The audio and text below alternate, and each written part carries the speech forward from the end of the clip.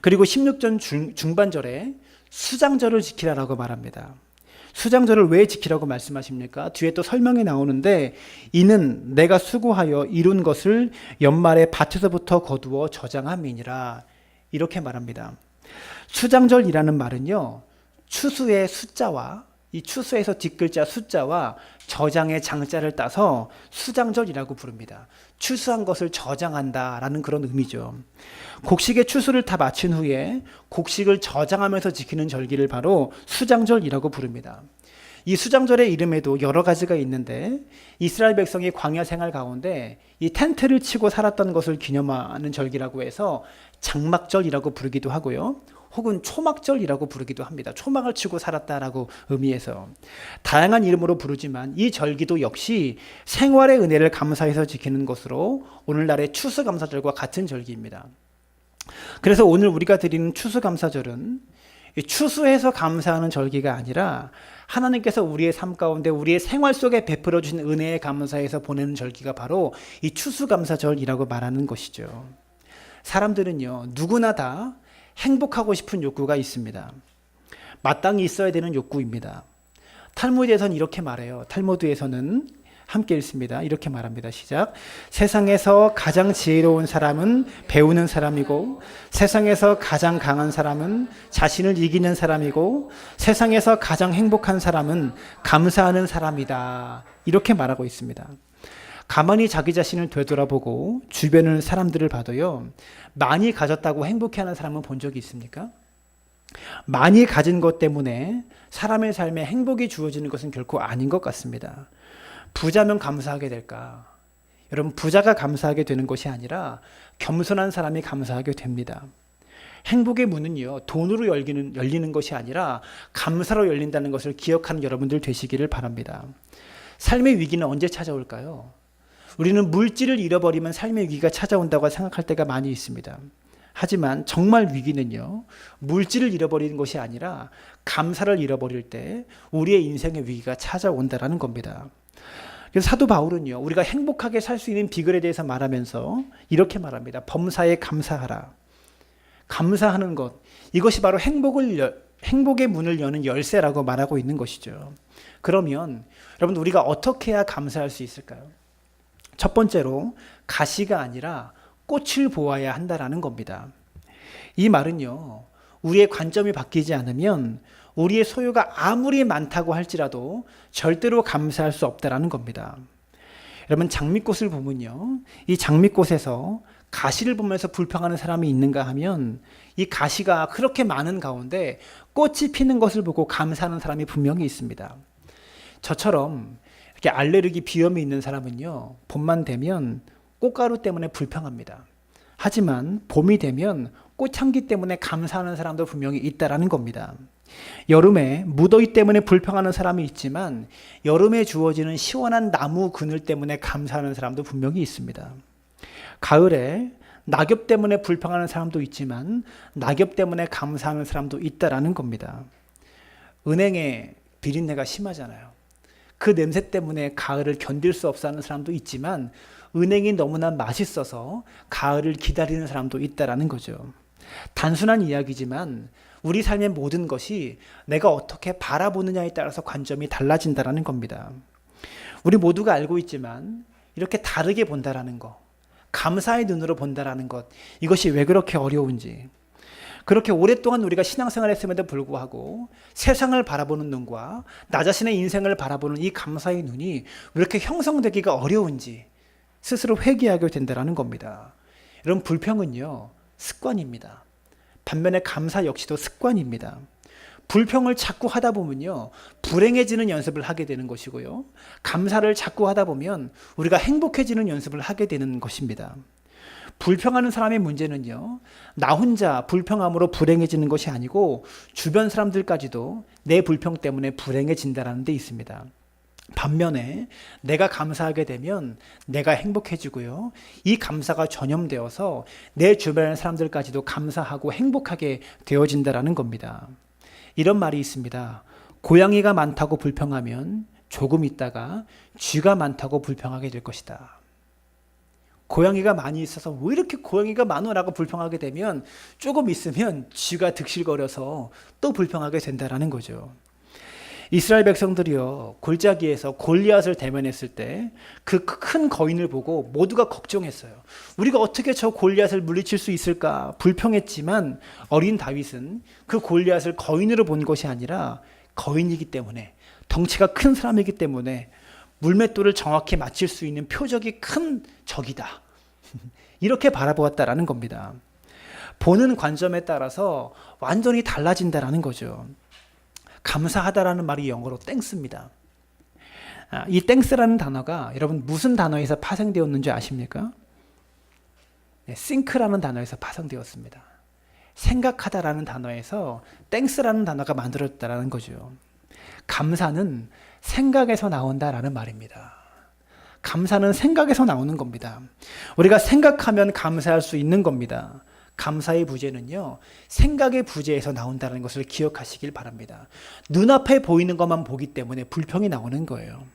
좋은 생각, 감사하는 생각, 깊은 감사를 할 수 있는 믿음의 사람들 되어주시기를 부탁을 드립니다.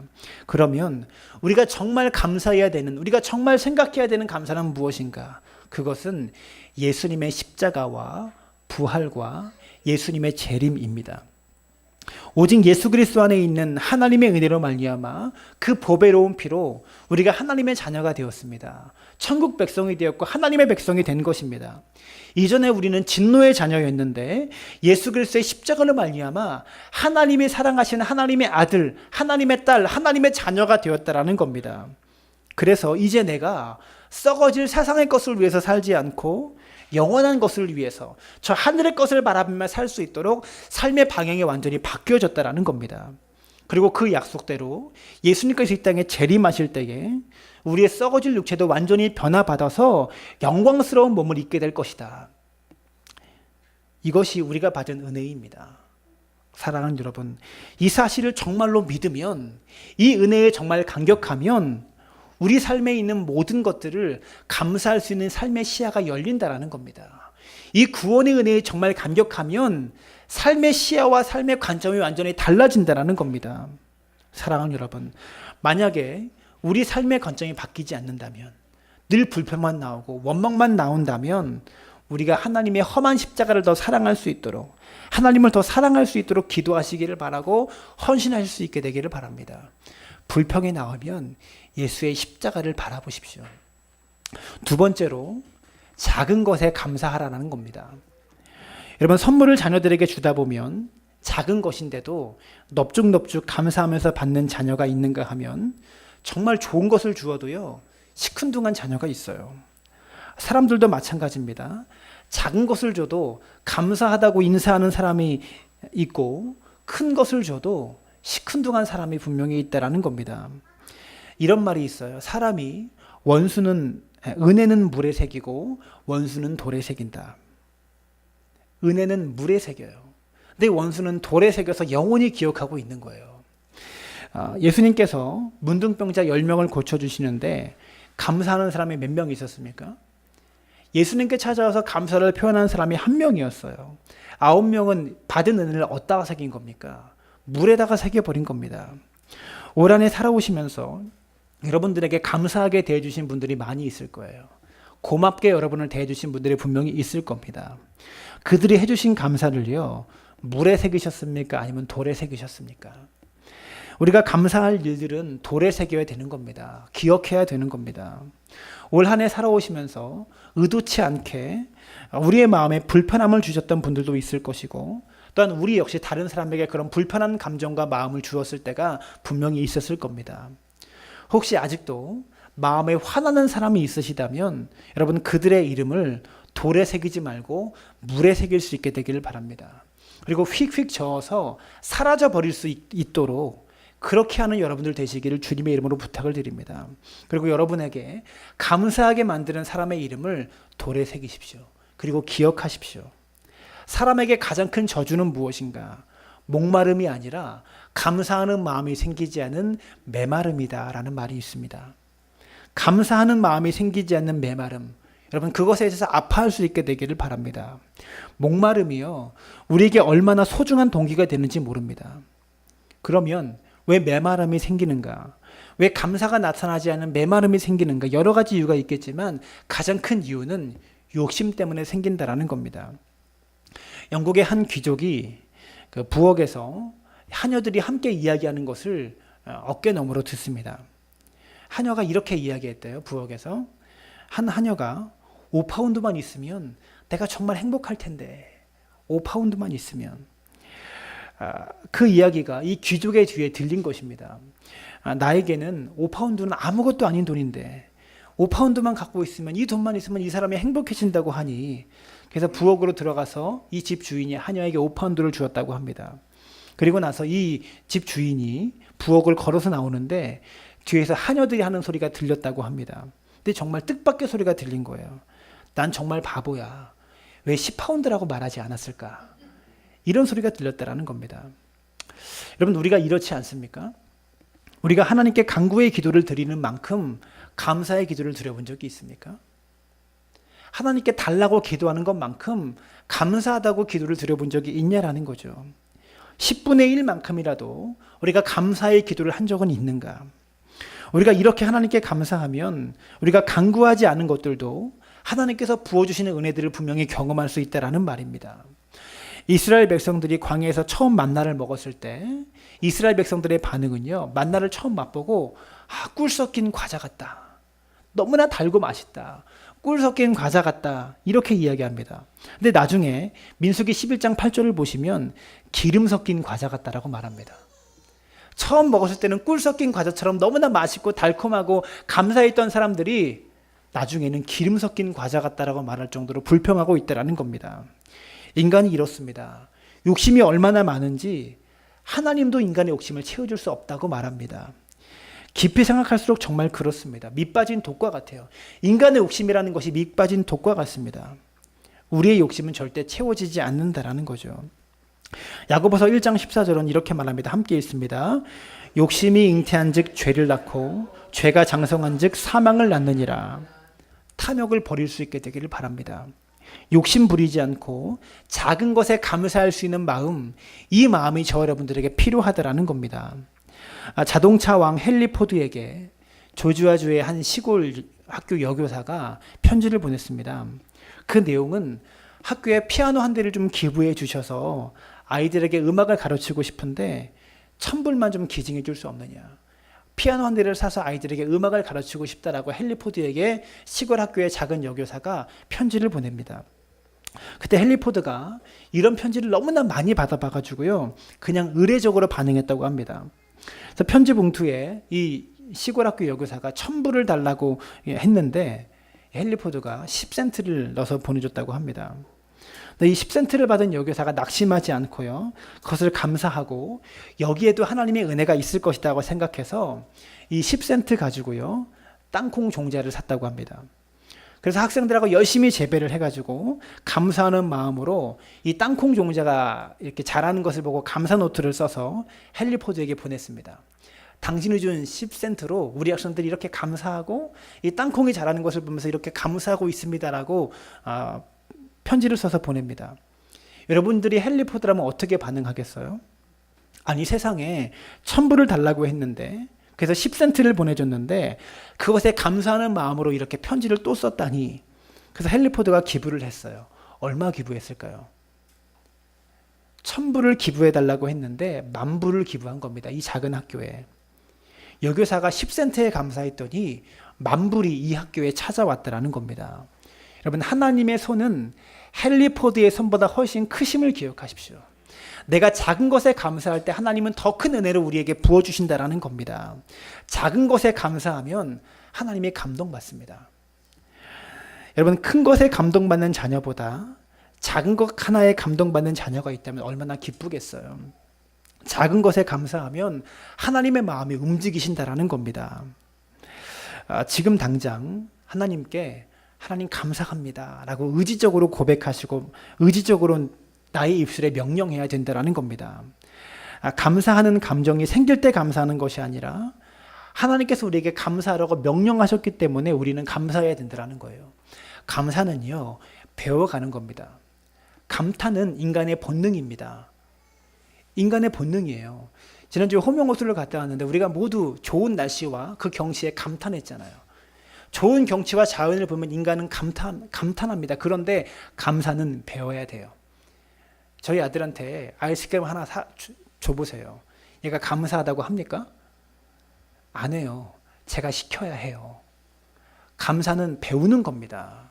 사랑하는 여러분, 하나님께 감사하는 법을 배워갈 수 있게 되기를 바랍니다. 의지적으로 감사하다고 고백해야 된다는 겁니다. 하나님의 말씀은요, 무에서 유를 창조하는 엄청난 능력이 있습니다. 하나님이 온 천지 만물을 무엇으로 창조하셨습니까? 하나님의 말씀으로, 하나님의 말로 창조하셨다는 거예요. 우리 인간은 하나님의 형상을 따라 만들어졌습니다. 하나님의 형상을 따라서 하나님의 본을 떠서 만들었기 때문에 우리의 말에도 창조의 능력이 있다는 겁니다. 감사합니다라고 말하면 감사하는 일이 계속해서 생기는 엄청난 역사를 경험하게 된다는 겁니다. 감사합니다라고 말하면 당장 내 삶의 환경이 바뀔까요? 바뀌는 것이 하나도 없습니다. 하지만 무엇이 바뀝니까? 내가 바뀌는 겁니다. 감사합니다라고 고백하면 내 환경은 바뀌지 않지만 내가 변하고 내가 바뀌어 가는 것을 느낄 수 있다는 겁니다. 이런 말이 있습니다. 가장 경건한 기도는 가장 평범한 것에 감사하는 것이다. 여러분, 기도의 능력 구하지 마십시오. 기도의 능력의 최고의 능력은요, 내가 가지고 있는 평범한 것들에 감사하는 것이 최고의 기도의 능력임을 기억하시길 바라요. 세 번째로 가시에 대해서 감사하라라는 겁니다. 근데 신앙이 성숙하다 보면 예전에는 이 가시 때문에 불편하고 힘들었는데 이제는 가시에도 감사하게 된다는 겁니다. 내가 고생하는 것 때문에 불평하고 힘들었는데 이제 고생하는 것들도 하나님의 훈련으로 받고 감사할 수 있다는 겁니다. 인생의 고난을 보고 감사하게 되는 자기 자신을 보면서 또 감사하게 된다는 거죠. 랍비 중에 아키바라는 사람이 여행을 하면서 먼 여행길에 책을 보기 위해서 등잔을 가지고 갔습니다. 그리고 책을 볼 수 있는 식탁을 가지고 갔습니다. 그리고 나귀와 토라를 가지고 갔습니다. 이 네 가지를 가지고 단촐한 여행을 이 사람이 시작합니다. 날이 저물어서 한 마을에 들어갔는데 어두운 밤이 되어도 이 마을에 자신에게 잠자리를 제공해 주는 사람이 없는 거예요. 자신을 손님으로 받아주는 집이 한 군데도 없는 겁니다. 그래서 할 수 없어서 마을 어귀에다가 언덕에다가 천막을 치고 이 사람이 잠을 청하게 됩니다. 불편했지만 불평하지 않았습니다. 하나님의 뜻이 있겠지라고 생각하며 마을 언덕에다가 텐트를 치고 장막을 치고 거기서 잠을 청했습니다. 잠이 오지 않는 거예요. 잠이 오지 않아서 토라를 읽으려고 등불을 켰는데 바람이 불어서 등불이 그만 꺼져 버렸습니다. 그렇지만 더 좋은 것을 주시겠지라고 생각하면서 다시 잠을 청하려고 했습니다. 이번에는요, 사나운 짐승 소리가 막 들리더니 나귀가 놀라가서 타고 왔던 나귀가 놀라서 도망가 버렸습니다.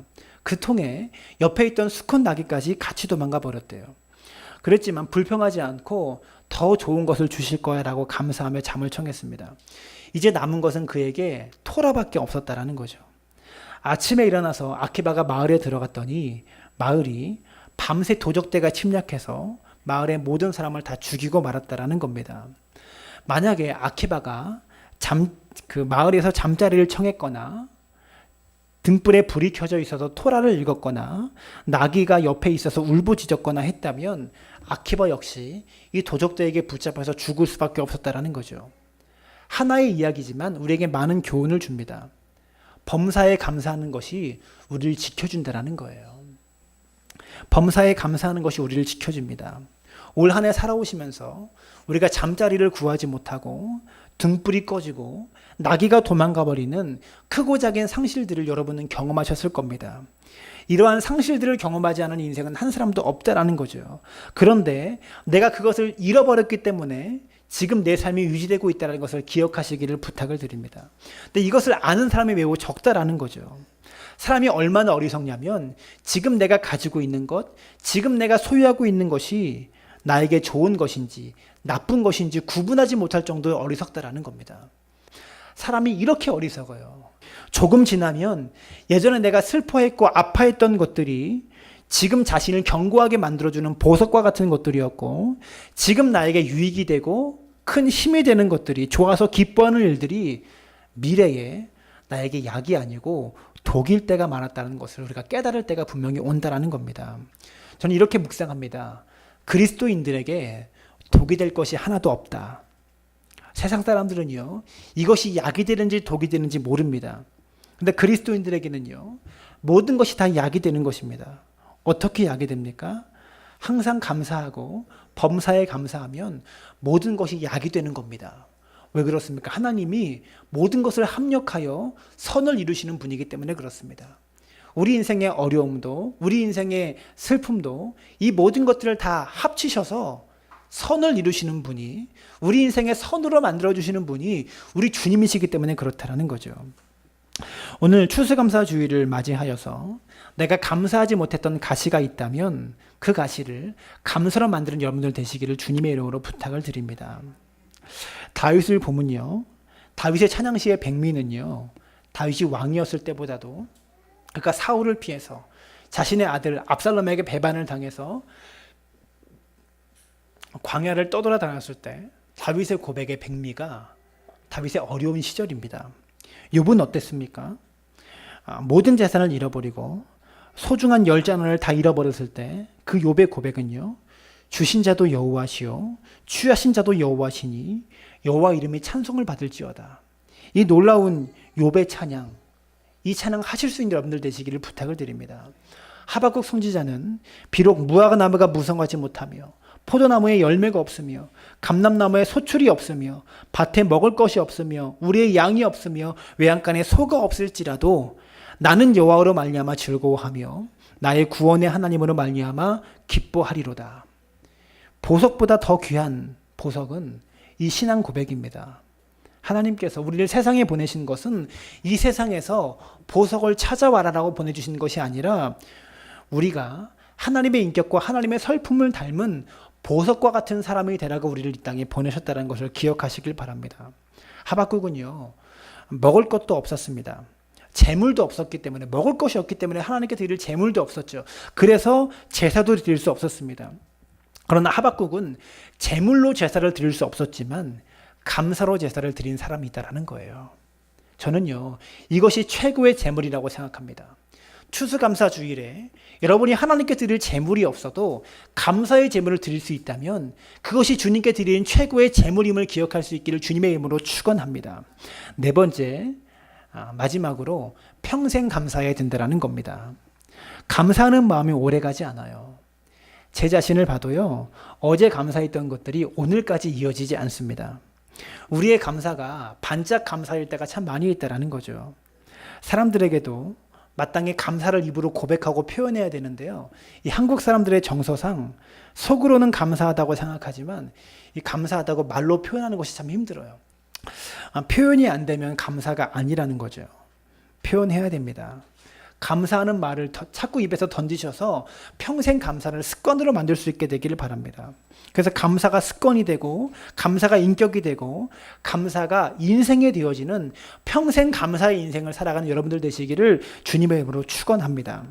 시편 136편을 보시면 시편 기자의 감사의 고백이 나와요. 함께 읽습니다. 여호와께 감사하라. 그는 선하시며 그 인자하심이 영원함이로다. 신들 중에 뛰어난 하나님께 감사하라. 그 인자하심이 영원함이로다. 주들 중에 뛰어난 주께 감사하라. 그 인자하심이 영원함이로다. 홀로 기이한 일들을 행하시는 이에게 감사하라. 그 인자하심이 영원함이로다. 이 시 한 편에요, 이 시편 기자는 여호와께 감사하라, 이 감사하라라는 고백을 26번 합니다. 이 한 편의 시 속에 감사의 고백이 터져 나온 것이죠. 마음에서 감사의 샘물이 터지면 입술에서도 감사의 고백이 나온다라는 겁니다. 여러분, 시커먼 석탄의 원소가 무엇인지 아세요? 석탄의 원소. 이 석탄이요, 탄소를 가지고 만들어집니다. 반면에 다이아몬드의 원소가 무엇인지 아세요? 다이아몬드의 원소도 탄소를 가지고 다이아몬드가 만들어집니다. 같은 탄소가 이렇게 다른 결과물을 만들어낸다는 거예요. 저와 여러분 모두는 이 땅에 하나님께서 같은 재료를 만드셨습니다. 무엇으로 만드셨습니까? 흙으로 만드셨어요. 모두가 다 같은 재료를 만들었습니다. 같은 재료인 탄소를 가지고도 석탄이 만들어질 때가 있고 다이아몬드가 만들어질 수 있습니다. 우리 모두는요, 같은 재료를 만들어졌는데 모두 같은 재료로 만들어졌지만 감사를 잃어버린 인생은 우리의 인생을 석탄으로 만들어버리는 사람과 같습니다. 반면에 입술에서 감사의 고백이 흘러나오는 사람은요, 범사에 감사하며 살아가는 인생은 우리의 인생을 보석으로 빛나게 하는 인생이 된다는 거죠. 마지막으로 사랑의 원자탄이라고 불리는 송영한 목사님의 9가지 감사 이야기를 하고 말씀을 마치도록 하겠습니다. 이 손영한 목사님이요, 1938년에 평양신학교를 졸업하고 전도사로 여수의 나병 환자들을 돌보는 애양원에 부임하셔서 나병 환자들의 구호 사업을 시작하시고 나병 환자들에게 복음을 증거하고 전도하기 시작하셨습니다. 애양원에서 열심히 이렇게 목회를 하면서 나병 환자를 돌보면서 그렇게 살던 중에서 일제시대 때 신사참배를 거부한다는 이유 때문에 6년 동안 옥중 생활을 하시면서 갖은 고문에 시달리셨어요. 그리고 해방된 이후에 풀려나시고 이 손양원 목사님이 해방 이후에 목사 안수를 받으십니다. 목사가 된 후에 다시 애영원으로 이 손양원 목사님이 들어가셔서 나병 환자들을 보살피는 일을 계속 하세요. 그때 일제시대 때 나라가 그 좌우로 갈려서 남북이 분단되는 혼란 시대를 겪게 되죠. 분단 직전의 혼란 시대를 겪게 됩니다.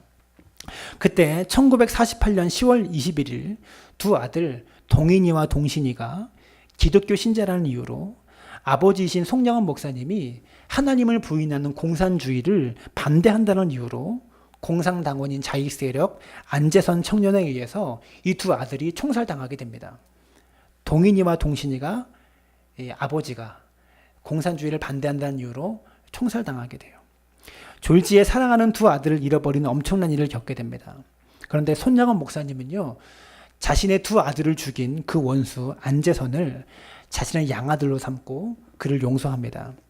그리고 자신의 죽은 두 아들 동인이와 동신이의 장례식에서 9가지 감사의 고백을 낭송합니다. 제가 읽어드리겠습니다. 하나, 나 같은 죄인의 혈통에서 순교자 자식이 나게 해주시니 감사합니다. 허다한 성도 중에서 하필이면 내게 이런 보배로운 아들을 주셨으니 감사합니다. 셋, 삼남 삼녀 중 가장 아름다운 장남과 차남을 드리게 된 것을 감사합니다. 넷, 한 아들 순교도 귀하거늘 두 아들이 순교했으니 감사합니다. 다섯, 예수 믿다가 와서 종신해도 복인데 전도에 총살당했으니 감사합니다. 여섯, 미국 유학 가려고 준비 중이던 두 아들이 미국보다 더 좋은 천국에 갔으니 감사합니다. 일곱, 두 아들을 죽인 원수를 아들 삼고자 하는 사랑의 마음을 주셨으니 감사합니다.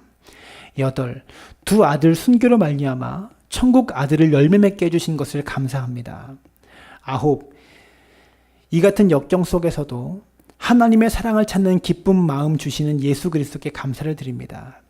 열, 주여 내게 분수에 넘치는 과분한 큰 복음을 주신 우리 아버지 하나님께 영광과 감사를 세세무궁토록 돌리나이다. 아멘. 이것이 손양원 목사님이 이 두 아들 동신이와 동인이의 장례식에서 낭송한 9가지 감사의 고백들입니다. 자신의 아들을 죽인 원수가 찾아온 장례식에서 그를 양아들로 삼고 이런 감사의 고백을 했다라는 겁니다. 자신의 두 아들을 죽인 그 원수를 양자 삼아 자신의 아들처럼 기르고 그 안재선을 목사로 키웁니다. 여러분, 우리의 삶 속에 이러한 일이 일어나면 안 되겠지만 어떠한 상황이 오든지 감사할 수 있는 믿음의 사람들 되십시오. 그 감사가 여러분을 지켜줍니다. 기도하겠습니다.